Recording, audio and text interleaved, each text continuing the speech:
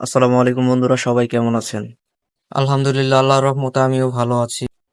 আজকে আমি দেখাবো কিভাবে বাড়িতেই রেস্টুরেন্টের মতো ফ্রাইড চিকেন তৈরি করবেন। প্রথমেই ফ্রাইড চিকেন তৈরির জন্য আমি নিয়েছি 6 পিস চিকেন। আপনারা আপনাদের প্রয়োজন মতো নিবেন। প্রথমে আমি দিয়ে দিব 1 কাপ পরিমাণ আদা রসুন ও পেঁয়াজ বাটা।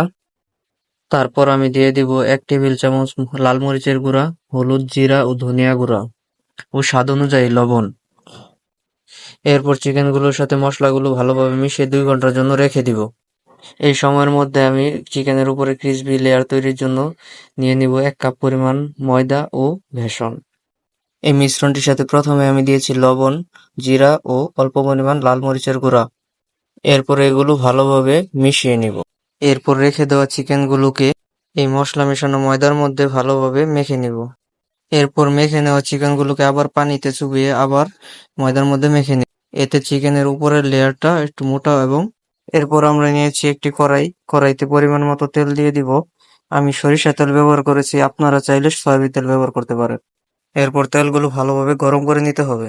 এরপর তেল গরম হওয়ার পর চিকেনগুলোকে তেলের মধ্যে ছেড়ে দিব। এরপর মিডিয়াম আঁচে চিকেনগুলোকে ভালোভাবে উল্টে পাল্টে ভেজে নিব। এরপর চিকেনগুলোর উপরে কড়া বাদামি ভাব চলে আসলে চিকেনগুলোকে আমরা তেল থেকে তুলে নিব।